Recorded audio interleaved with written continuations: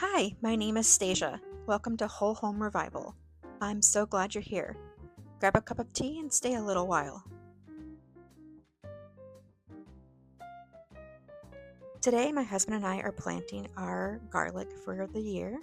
We plant 3 8x4 beds of garlic. This is our 4th year growing garlic, and garlic is one of my very favorite crops to grow, and I'll be sharing why a little bit later in the video. The first thing we do is prep the beds for planting. We do this by weeding the beds and adding a couple bags of compost into the beds. The reason for adding compost is because we want to add nutrients back into the bed. When you're growing food, it does deplete the soil, and this gives it a little bit of a boost before planting the next round of garlic. I'd like to add a note that we don't plant garlic in the same beds year to year. We definitely rotate them. And so this year we planted them in 3 separate different beds, and they were planted the year prior. So what I like to do is separate the cloves and try to keep on as much paper as possible. I planted these beds by hardneck or softneck. So we'll have 2 beds of hardneck and 1 bed of softneck. And then the hardneck was either white or purple. So I have 1 bed of white and 1 bed of purple. So here I'm just separating the cloves and keeping as much paper on the cloves as possible when I'm separating them. The major differences between hardneck and softneck are that hardneck produces a garlic scape, S-C-A-P-E, in the early season of usually May or June, and the scape can be used to cook with. It's a very mild garlic taste, and it's a great addition to growing hardneck garlic. And then softneck garlic, it does not produce a scape, and the flavor is a little more milder than the hardneck garlic, but the softneck garlic benefit is that it lasts longer in storage. So I like to grow both for the scapes and for the storage purposes. So our beds have been weeded, the compost has been added, and now it's time to plant. And you can see here that Julian is marking with my garden ruler. Every 4 to 6 inches we plant a new clove of garlic. And if you didn't know, each clove of garlic will provide 1 bulb of garlic next summer when you dig it up, which is a great return on investment. Similar to potatoes, you plant 1 potato and you get a whole bundle of potatoes. So that's one of the reasons why I love garlic, is the return of the investment. I love garlic because it stores well and I don't have to do any preserving. I also love garlic because it's a way for me to be sustainable, not having to purchase it at the grocery store, knowing that most garlic that is sold in the grocery store is actually from China. There are many other reasons I love garlic.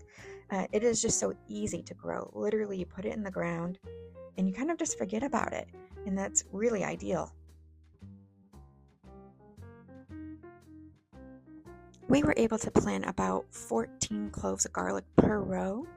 So that equals to about 42 bulbs of garlic per bed, around 126 total bulbs of garlic come next summer.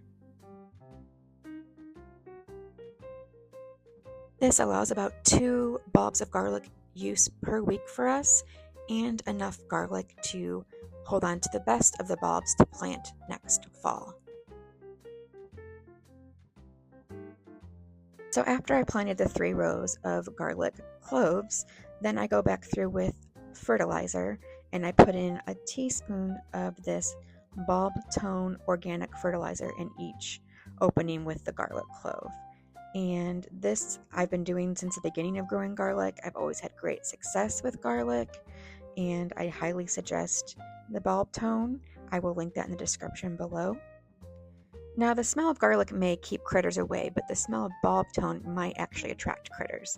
So because of that, we add a layer of bird netting to the top of the bed, and my husband staples it to the bed itself. And we've been doing this as well since the beginning of growing garlic, and we have not had any problems with critters. And come fall time, once the leaves are fallen completely and my husband has them mulched up, we will add a layer of leaf mulch to the top of the netting of each bed of garlic to protect it from frost and cold this winter. And then I remove that early on in the spring, typically in March or April.